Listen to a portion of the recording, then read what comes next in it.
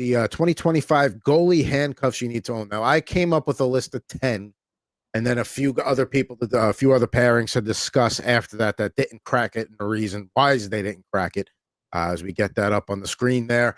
Now, just to be clear, to me, a handcuff is the starter doesn't play a whole lot.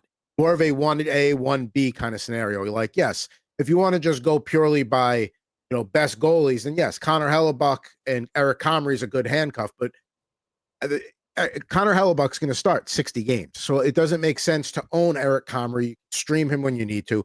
Same thing for goalies like Igor Shesterkin, Jake Ottinger in Dallas. I think Nashville, for better or worse, with Saros. I think Calgary is going to go that route with Dustin Wolf this year. I forget who they brought him in to back him up. I don't really think it's much of a threat there. So those guys are not going to be, even though those are some of the better, maybe not so much Wolf, he's on the rise, but like Shesterkin, Hellebuck, you're not going to find them on this list, because to me, that's not a handcuff you need to have. So for me, do you want to go 10-1 or 1-10? How do we want to do this? Let's go 10-1. Okay. So save the best for last. We'll save the best for last. So I think people will figure it out as we go along here. But for me, who I have number 10 on this list, let's reveal. Thatcher Demko, Kevin Lankinen, and the Vancouver Canucks here. Because let's face it, Demko's a very good goalie, but he gets hurt. He's going to miss stretches of time. And if you are going to take that gamble with Demko, as bad as the Canucks are going to be this year, they're going to play him as much as they can. But if you're going to go that route, then you need to have the backup. That's a situation where, even though it's a bad team, the goalie is so injury prone that if you're going to make that commitment, then you have to pick up Lankinen with one of your last picks. I think that's fair. I would have had this a little bit higher. Just because Thatcher Demko's health is just so uncertain. So yes, if you're taking him, at least for me, I need a significant discount on him. Like, I need a discount. On top of it, he's on a bad team, because the Canucks don't look like they're trying. That this team is not going to score very many goals. So most nights that Demko plays, he's going to have to be really, really good. And this is a goalie battling a knee injury, and we don't even, nobody knows how bad it is, which is not a good sign, right? Like, it's one thing to say, oh, I have a knee injury, this is what it is, this is the plan to treat it, or it's really bad. At least you have something to go off and be like, okay, we can prepare ourselves. I have no idea how his knee is going to hold up. Kevin Lankinen is kind of mid, but in this situation, he's going to play. And the opportunity is there. You just have to be real specific with where you stream him, right? It's got to come against those bottom feeder teams. It's got to come against the San Jose's, the Anaheims, the Chicagos of the world. Maybe against the Flames if they don't really have a ton of scoring and stuff like that. So it's going to come against those teams. If you draft Demko, even if you get him at a discount, you still need Kevin Lankinen. Like, you are drafting both of them. You have no choice. Choice. If I thought Vancouver was going to be a better team this year, I absolutely would have had them up on the list. But I think because we just talked about how Vancouver is clearly looking to kick the can down the line to the future. That's why I have it low. Now, if we're going to go 10-1, I feel like I should reveal the other people that didn't make the cut, and we can kind of quickly go through. And I'll go through why I didn't have them. We already talked about the Anaheim pairing there. With Detroit, John Gibson's going to get injured at some point. That's just how he is. And again, I don't think Detroit's good enough there. And I think if you're going to be like, well, the combination of Gibson and Talbot might be better than Demko or Lankinen, I'd rather take my chances with Demko and that he actually stays somewhat healthy and plays a lot. Linus Ullmark, Levi Merilainen, they were probably number 11 for me. Because we know Ullmark with Swayman split in Boston a couple of years ago. Last year, Anton Forsberg wasn't really doing it for the Senators. Talk about him a little bit later with the Kings. So I think they're not going to play. Ullmark is not going to be a workhorse. I think that's the wrong way to use him. And I know they have some hope that Merilainen can, flourish a little bit. So I think that's fine there. With the Blues, I think Binnington, they might push a little bit this year. Plus with Joel Hofer, I know they were looking to upgrade the backup there. So to me, there's no point in grabbing that. If St. Louis is looking to move on from Hofer, then, I don't want to grab him. But with Skinner and Pickard, yes, Edmonton's a good team. Yes, Edmonton is probably going to finish second or third, no worse in the Pacific. At some point, I think that goalie situation there is clearly what's costing the last couple of years. I don't know how you can go into a playoffs again having that as your pairing again. So I anticipate there being some. I don't know how. I don't have a crystal ball, but I do think Edmonton at some point has to make a change in the crease with one of those guys. So until there's more certainty there, I don't even want to touch it. Uh, Listen, I had Stuart Skinner and Calvin Pickard as high as 6 Okay. because if say what you want about Stuart. Listen, Stuart Skinner and Calvin Pickard are not the problem. I continue to beat this horse. Unfortunately, this horse hurts because like that defense is miserable. Like Darnell Nurse is bad. Evan Bouchard does not defend well. They don't have a good defensive group. So they're going to get exposed. And I know that they didn't really upgrade their bottom 6 kind of per se. And that's going to show some nights. But for me here, especially if I don't get Skinner and I'm waiting, if I'm going to play the devil's advocate, if I'm on the other side, I want a piece of Calvin Pickard, just a little piece, because Edmonton has shown that they are willing to turn to him. They will turn to him and go, yes, if we need somebody, we'll go with Calvin Pickard and we will roll him out. And he wasn't bad in the playoffs, but he's not a miracle worker, right? And if Edmonton goes through a stretch where they struggle, maybe Calvin Pickard sees more starts and they become consecutive. And then he's got to build on it. If anything, he's a good trade chip at some point to the guy who has Stuart Skinner. Maybe you can exploit him for a little bit. But to me, there is value in having Calvin Pickard. If you take Stuart Skinner, you have no choice to take Calvin Pickard. Same thing. It's a 2-for-1.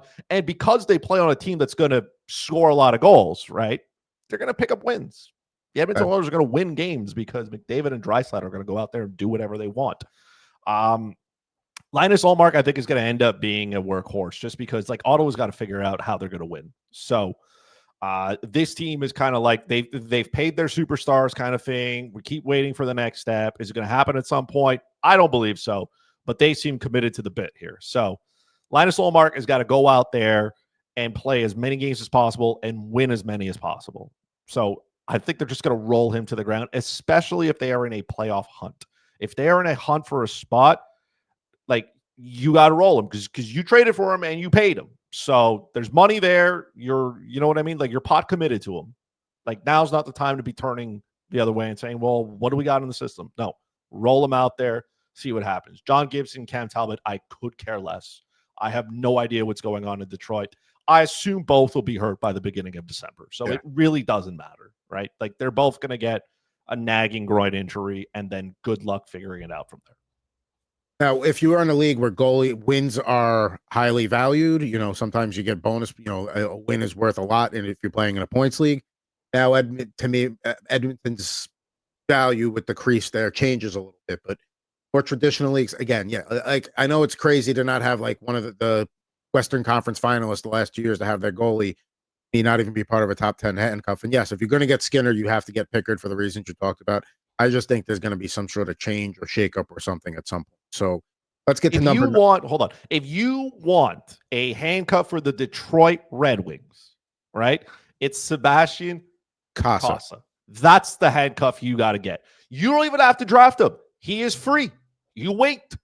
If your league has an NA spot, and I've said this multiple times, every spot of your roster should be filled come opening night of NHL. That includes your IR spots. There are guys who are going to be hurt. If you have IR plus day-to-day guys, slide them in there. It doesn't matter. You deal with that problem the next day, right? You're the same thing for the NA spot. If you got an NA spot for a guy, take advantage. Take advantage. It's a free spot. If you're not using it, you know what I mean? And if nothing comes out of it, so be it. But Casa listen, and he's played limited, and I get it.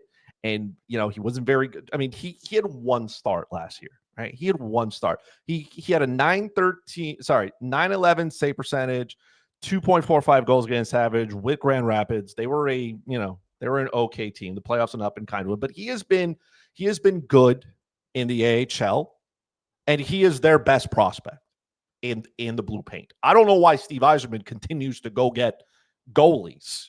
Jack Campbell is still there for why I don't know.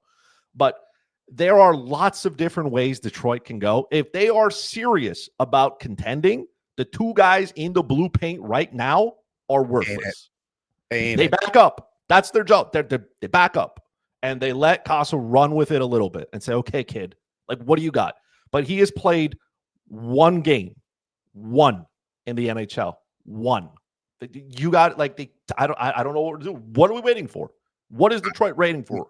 I mean, I hope you're right because I have his Young Guns card here, so I'm rooting for that as well. Listen, I'm not going as far as the Devin Levi take, and we know how that would failed. But I'm just saying, he's literally a free square. He's free. Just take him, and then deal with it down the road. If he doesn't start, he doesn't start. That's it. All right, let's get to number 9 here. Dun, dun, dun, dun, dun, dun. Who's it going to be? Jet Greaves and Elvis Merzlikins. And, you know, it may be Merzlikins to be the starter, and then Greaves as the backup, and then they kind of pass each other and swap roles in the season. But let's face it, Columbus was almost in the playoffs last year. They sent out Tarasov, so now you know it's the guy. Greaves was getting the starts down the stretch. And because Columbus was a borderline playoff team last year, it's not your father's Blue Jackets where it's like, I don't want to touch their crease. Like, now it's not so bad. And Greaves showed some signs of promise. So that's, to me, is a good spot for them at number 9. I wouldn't have even put them here. I want nothing to do with Elvis Merzlikins. This is Jet Greaves' crease now. Okay. But they have made the decision.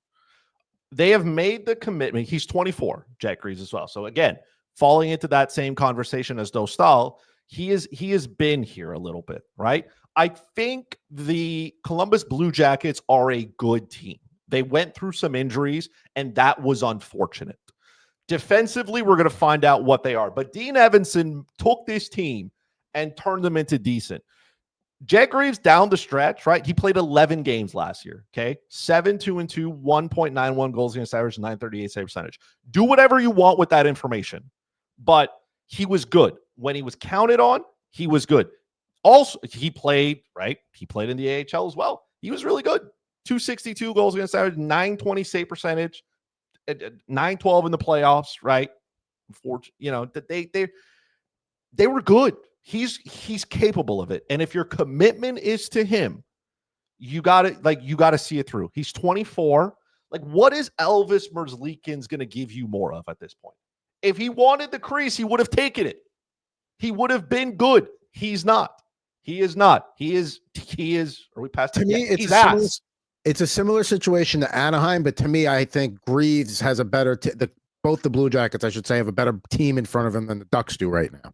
It's close, but I think Columbus probably has a better team in front. Columbus has a better team, yes. So this is why Jet Greaves should. There is no reason for Merzlikins to touch ice unless it's to give Jet Greaves a night off. And Greaves probably going to play about, I would say, 50 to 55 games. So you think they're going to give him that workhorse treatment like a Dustin Wolf last year? 50 to 55, man. That's what he's got to play. And then, unfortunately, Merzlikins is going to be there. But Merzlikins had 318 goals against 892 save percentage last year. The year before that, I get Columbus has been, they've been terrible for a better period of time. But on the best possible team that they had in recent memory, he was no better. So, like, what are we doing? I think Jet Greaves is going to get overlooked a little bit. That's great value in drafts. That's what it is. If you think Elvis is going to play a lot, man, I got beachfront property for you in Saskatchewan with your name on it. All right. So there we go. So I think it's a handcuff. Chris is like all in on Greaves. You can leave Merzlikins out there. Don't worry about it. So who do we got coming in at number 8? Adin Hill, Akira Schmid. Adin Hill played 50 games last year. He's got a good team in front of him, a better team in front of him with Mitch Marner. That's not a guy that they're going to play as a workhorse. He does have his, he's never really played more than 50 games in a season. I don't think they're going to trot him out there that much. Schmid, again, because Vegas is a good team, because I think they're going to give Hill ample opportunities to sit when needed. That's a situation where that's one of the top teams in the NHL. If I'm going to have a guy that I don't want to call injury prone because I don't want to put that label on him, but a guy that they maybe need to be a little more gentle with how much they use him, that's a situation where I want to back up. And to me, Vegas, that's a great spot there. I think you're taking Akira Schmid because you don't want, like, in case Hill gets hurt.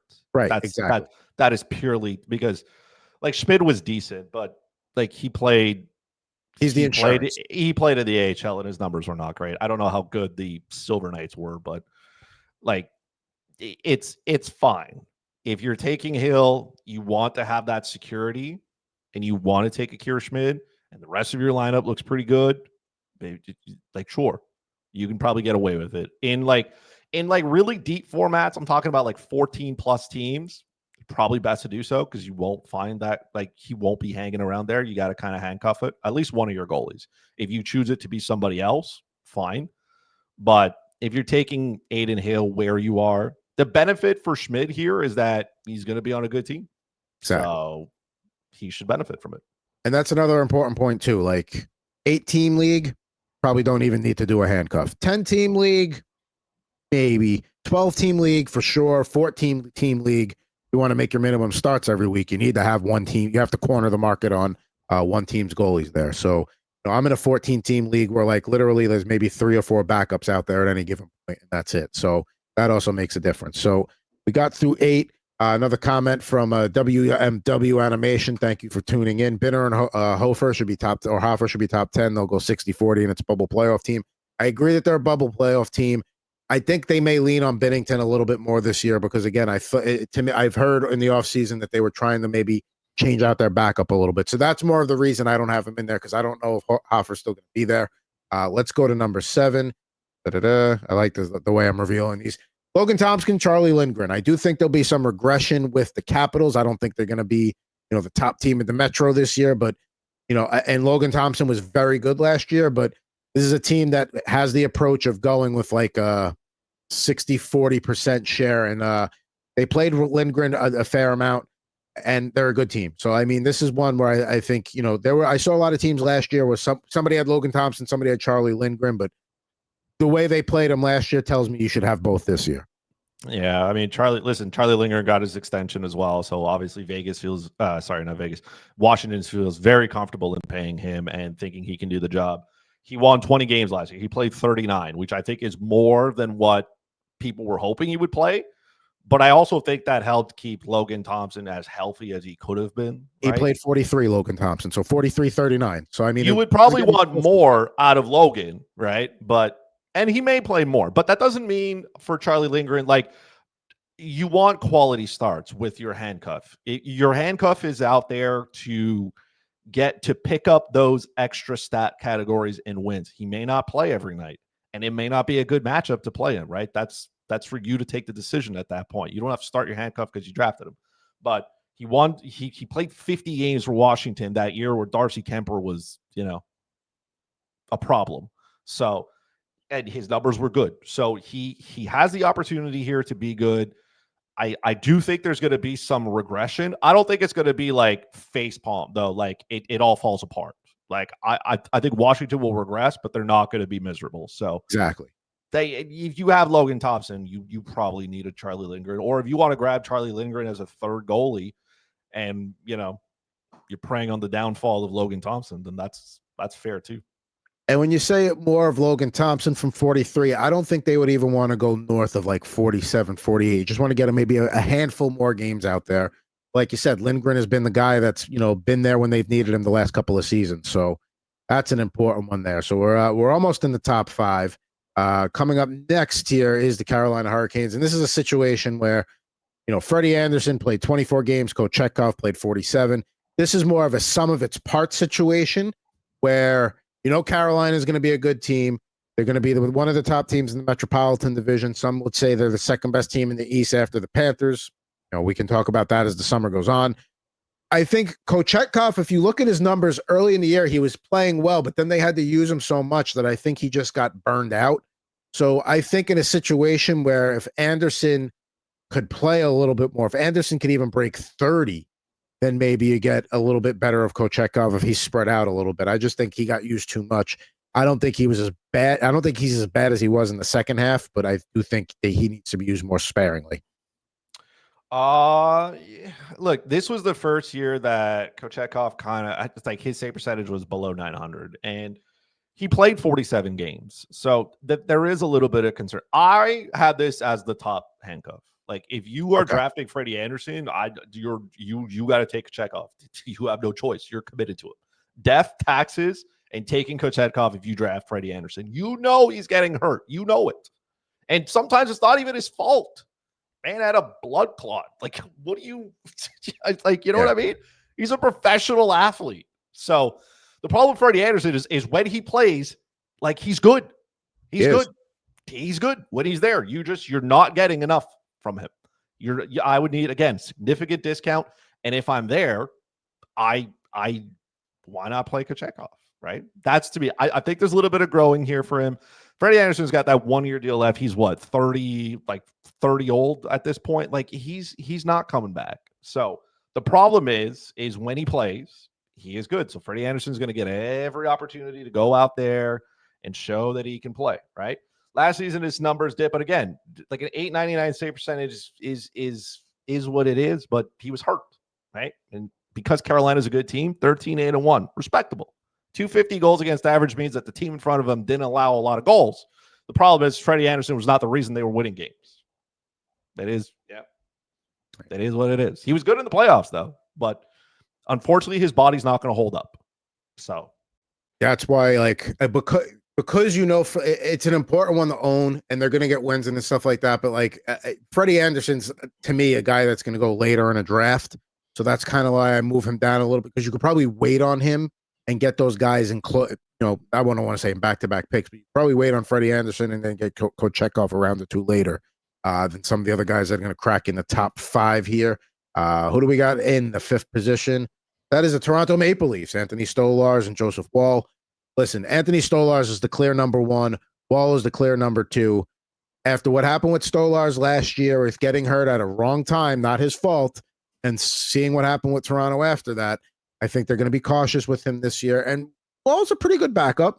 He's not the starter, but it was 34 for Stolarz because of injury, 42 for Woll. So I think, listen, if the Leafs are going to be good, you could bash them all you want. They're a playoff team. There's no doubt about that. They're a top 3 team in the Atlantic. So to me, it makes a lot of sense to grab both there. Probably. I had both of them in one league. I don't remember which one, but I drafted Joseph Woll, and then I think one of my last picks was Anthony Stolarz, and I got extra lucky there. Stolarz is the starter. He's going to need a contract. So this is a contract year for a goalie who is now getting, I would say, a real opportunity at being a starter. You're going to have to pry that role out of his hands. Like, you're going to have to take it. And I think he can make this Toronto defensive group look a lot better than it is. So if you're taking Stolarz again, it's because you're trying to make sure that if he gets hurt, Joseph Woll is there. Woll, I don't know if he's it yet. Like, there's been a lot of hype around him, and I don't think the hype has followed the gameplay. He's been good for stretches, but he's not starter material. I don't see this being as close of a split. And I think if Stolarz starts to get on a run, that's it. It's his. So the quicker he does that, I guess the quicker you can forget about the Joseph Woll shares that you have. Maybe they're a little cautious with him out of the gate, let him get going. And then, and that's the thing. Just because you draft the handcuff doesn't mean you have to keep the handcuff. If, a situation where, like, okay, like you just described, where Stolarz emerges and is playing 5 out of every 6 games. The good news is ton of bottom feeder teams in the East, ton of teams you can take advantage of. So if anything, Joseph Woll is going to get good opportunities to play those games. His numbers may not be great, but his team's probably going to win more often than not. We are into the top 4 here of goalie handcuffs, and this one might surprise you to see it as a handcuff because we're talking about Sergei Bobrovsky, who is notoriously a workhorse throughout his career. However, he's 36 years old. He's going to be 37 in a couple of months, so he's going to be 37 for the bulk of the season. He's played a lot of hockey the last few years with all the deep runs that the Florida Panthers have had. I think that they will absolutely try and give him breaks where they can. They go out and get Daniil Tarasov from the Blue Jackets. Is he a fantastic goalie? No. But because he's going to be playing behind that Panthers team and behind that Panthers blue line, because I think they're going to give Bobrovsky a little bit less of a workload than he's had. Last year, Bobrovsky played in 54 games. I think that number goes just a tad below 50 this year. So I think they give Tarasov, he's definitely going to play on all the back-to-backs. And, if they have a stretch where, like, maybe they're playing a couple of bad teams in a row, maybe they look, all right, Sergey, you're going to get the rest of the week off after Monday, and Daniel's going to play the last two. I'm not sold on this one just yet. I understand the Panthers wanting to maybe give Bobrovsky's workload a little bit of a breather because, I mean, he's 36. He's entering a contract year as well. So I feel like that may play into it. He's got an opportunity here to have a really good year and bank another good contract. Like a 2-year like a 2-year fig. You know what I mean? Like he could probably hit the market and get paid. And Florida has been very willing to say, hey, if you want to go somewhere else, we'll let you walk. But they're also willing to pay up for certain things. But I do think they brought in Tarasov to play. Like he's 26. He's not hanging out here for fun. He could be the next guy that they try to take a run at. Obviously, they saw something. He's in a really good system. I just don't know how, and again, injuries are up in the air here. You know what I mean? Like you don't know what you're going to get out of it. But I feel like it's too much to kind of have to take Tarasov where it is. If somebody else wants to take him, I would need a significant discount. Well, I think guys like that, like this is what, depending upon however many round draft, these are guys, the backups are with the exception of maybe one guy that we'll talk about in a little bit here. Tarasov's to me is like in your last 3 rounds, like you go and get that. Like, you have Bobrovsky fine and you hope somebody that isn't a jerk and snipes you in that regard. But yeah, I don't think he's being there though in the last 3, to be honest. I think a lot of people will follow your thinking. I do. There you go. We got somebody checking and asking, are Panthers going to three-peat? I mean, we still got to dive into the season. We're still early here, but there's no reason to not expect that. Like if the Vegas odds are there's every reason to pick the Panthers out of the East next year. Tell me why they won't. That's a you know what I mean? Telling you why they can is. There's a lot of good teams. Because, I mean, there's a lot of good teams in the West, but the argument there is like by the time they get through that gauntlet, are they going to be able to beat a Panthers team? Maybe Carolina was their toughest, opponent along the way. I mean, the Panthers, again, they're just so stacked. It doesn't it's not that the East is easy. They're just that good. He said, and we got animation saying Panthers won't three-peat because Gary needs Vegas to win. We'll see how Vegas does this year, but yeah, Mitch Marner can't be looking the fool out there. And then also we've got our buddy, we don't have Ant Rivera 86, but we got our brother checking in. Hey boys, did I miss you? Can't wait for the season. Started doing baseball drafts. Congrats again, Adam. I'm whooping my ass in the finals. Hey, listen, sometimes we're still pals, but sometimes just things got to be handled. It's nothing personal, just business. Also, if you're a fan of a player going back home, I know we're a hockey podcast, but Damian Lillard signs a 3-year, $42 million contract with the Portland Trailblazers. So you can go home again. Now let's get to number 3 on the goalie handcuff list. And you can start to figure out based on who's not there and who we've talked about as workhorses already.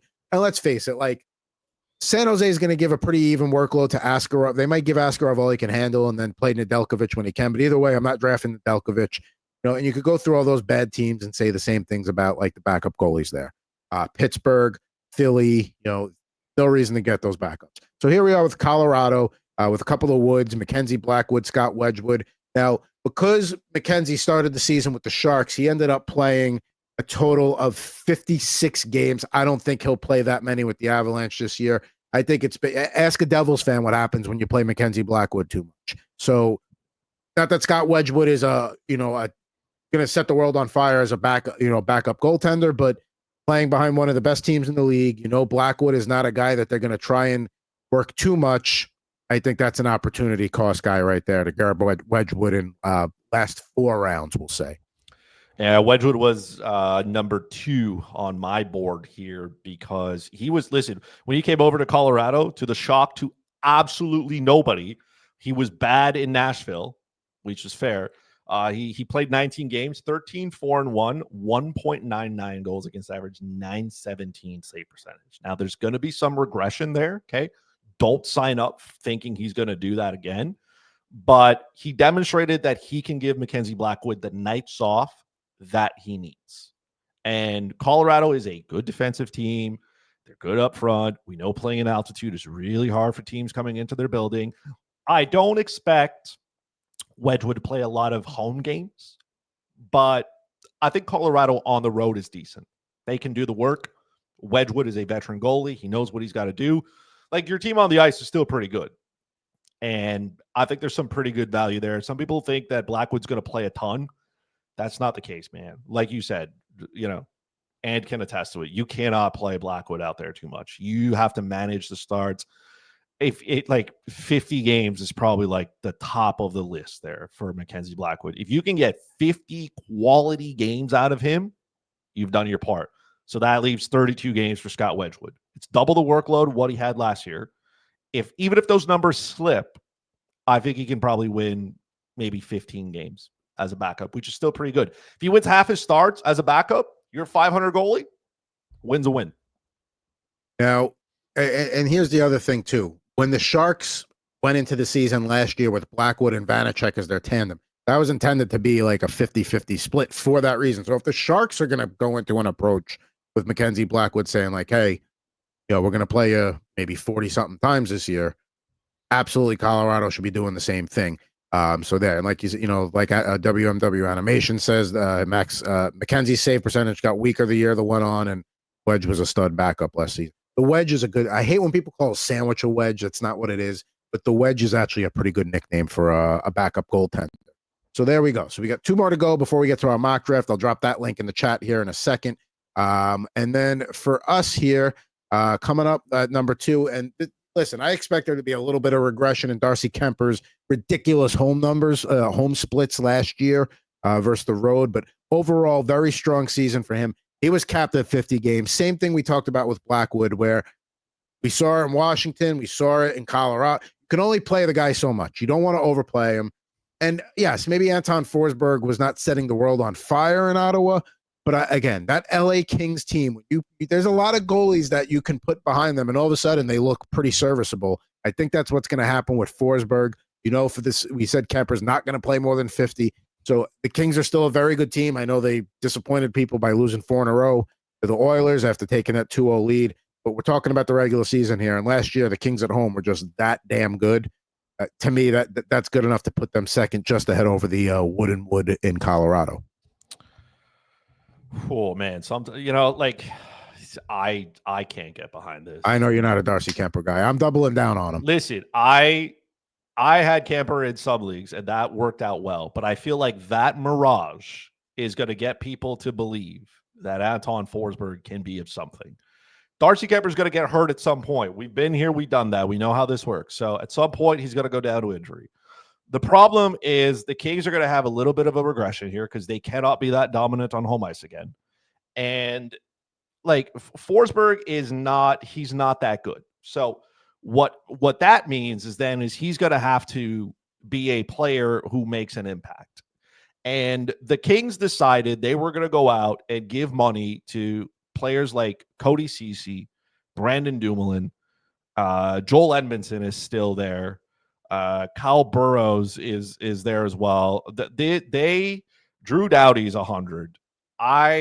Listen, I don't think the Kings are going to be as good. That defense group is aging, and it's not very good. So Cody Ceci has convinced a ton of veteran GMs to give him money, and they're slowly getting to the point where this is a group that is aging. They added a lot of aging players, right? Yoel Armia went there. Corey Perry is 40. This is a good team, but the age is going to start to catch up to them. They're not, some of those guys on that team, they're not 22 anymore. And Forsberg's going to have to play on the road. That's where I expect him to play most of his games. And LA was not very good on the road. So I think Forsberg is going to struggle mightily when he does play. So if you're taking Kemper, you probably do need Anton Forsberg. I don't know why you're taking Kemper, again, unless you think Lightning is going to strike twice, which I don't think it will. But, I mean, that's too rich for my liking. All right. So maybe I'm a little too hot because last year, you remember how big I was on Kemper last year, and it worked out. So maybe it's just a little bit more of that rose-colored glasses for me. Maybe. But you did win the league. So, like, what do I know? You know what I mean? What do I know? So, all right. So before we do number 1 here, I want to get the draft link going here. So let me get in here. We'll do a 10-teamer today since we're kind of running long on this one. I'm going to drop the link here in the chat for anybody that else that wants to participate here. It's going in right now. Make sure you get your spot as it goes in. Return to the draft waiting room. And I love that turn. I'm going to take that turn spot right there. And we'll see if other guys fill in. Now, for the last goalie spot, and you probably have figured it out by now. I mean, you could do process of elimination. For me, it is indeed the New Jersey Devils. If you're going to take Jacob Markstrom, who is not a spring chicken anymore, and last season, Jacob Markstrom played 49 games and Jake Allen played 31, and they just signed Jake Allen to that deal. Yes, Markstrom's the starter there. There's no doubt about that. But he's going to be 36 this season. And he played, like I said, 49 games last year. Pretty good record there, 26, 16, and 6. You didn't sign Jake Allen to that contract if you don't plan on using him. And it keeps Markstrom fresher for the playoffs. Let's face it, the Devils are all too aware of health issues with their own top players and Jack Hughes. So to me, I think that's a no-brainer there. That if you're going to get Markstrom, you have to spend the capital to get Jake Allen in probably one of the middle, I don't want to say middle rounds, but later middle rounds if you take Markstrom. Yeah, you 100% need Jake Allen if you're going with Jacob Markstrom. One, the Devils are a good team. They were good defensively. This was a good defensive team, and they had a lot of injuries. Now, again, some of those guys are made of glass, so they may get hurt twice. But they lost Nico Hischier twice. Jack Hughes again gets hurt. I mean, Dougie Hamilton. They had some bad luck here a little bit. I expect some of that luck. Maybe they grabbed like a horseshoe somewhere. They got some of that to go away. But Jake Allen proved that he can still play. And if he's on a good team, he knows his role, right? He understands. He took less money to be there. So obviously he wants to be there. And he understands the role that he can play. I feel like New Jersey can get away with a 50-50 split here and be a playoff team. And then you kind of, you know what I mean? Like Jacob Markstrom's a starter. That is what it is. So I don't think Jake Allen will be too upset if you get to the playoffs and then you start rolling Markstrom, right? This has a more 50-50 split. I think maybe Markstrom gets a 55-45 just because he is the guy. But you're going to see a lot of Jake Allen. You could probably hold Jake Allen as a third goalie. If you get into really, really deep formats, he could probably be a serviceable second goalie, right? And that's stretching it. But, 14, 16 team leagues, maybe you have a stud and then you have Jake Allen kind of thing. Well, I mean, you said in deeper leagues, if we talked about the deeper the league, the more important the handcuff becomes. He played 29 games last year. So if you're talking like almost a true 50-50 split, that's 41-41, let's say. So let's say it's more like 45-37, would probably be a little bit closer to like what that may end up being. That's 37 starts for a team that's more than likely going to the playoffs. Should be better this year. Yeah, I think, yeah, absolutely. That to me, that's why they're the number one, because Jacob Markstrom is absolutely a fantastic fantasy goaltender, but he's going to rest. And Jake Allen drop down is not really that much there. So it's not even about like what Jake Allen can do, but it's also about like keeping Markstrom healthy. That's that is important for them. They have to keep Jacob Markstrom healthy. They have to. They have no choice. So it's about managing his workload as well. And if Jake Allen can give you quality starts and help you out and win you games and bring you to the playoffs, there's nothing wrong with playing him. You can tell Markstrom, listen, this is a collective effort, and this is the plan that we got going. It's about keeping your health, right? Give us the quality, right? If Jacob Markstrom can give us quality starts, if his body feels great, wonderful. But Jake Allen's going to have to do a lot of those, back-to-back games. Maybe he's going to have to take on, some of those tough battles as well, those tough teams that you don't want to have to deal with, going to Edmonton and, in January kind of fade, playing on a back-to-back or something. But he is more than capable. He's more than willing to do his job. So to me, yes. Would you say he's the best backup in the league? Of all the projected ones, I mean, you see a bunch of them on the right there. I mean, that's the thing. There's some guys we don't have on the screen. UC Saros, I saw a question in there earlier, about how much he's going to play this year. Justice Noonan is not a threat to take his job. Jonathan Quick's not a threat to take Igor Shesterkin's job. Eric Comrie's not, like the list goes on and on. Casey Smith not going to take Jake Ottinger's job. So You know, from a fantasy perspective, 100%. Like yes. Jake Allen is right there. Even though I had Kochetkov ahead, it's just because I think Kochetkov can end up being the starter, right? Like there's no goalie in that list of backups in handcuffs that I think could become the starter, barring injury. I don't think Jake Allen can outperform Jacob Markstrom. There's no goalie there, the handcuff, that I think can outperform the starting goalie that's there. Those are handcuffs in case of injuries, which is why you handcuff players, or they get hot and they run on that, that mini streak. But Jake Allen is as close to being a good backup goalie that is going to be counted on to play and can deliver. The one goalie before we get over to the draft here, because we're about 35 seconds away from the draft kicking off here. I would say that maybe Lindgren could push Logan Thompson. That's the only one on the right that I would think could maybe if Logan Thompson goes through a rough period and you know what you're getting with Lindgren, I don't know, but Logan Thompson looked pretty good last year. But there you go. That's going to be our goalie handcuffs here for the 2025 season, the ones you need to own.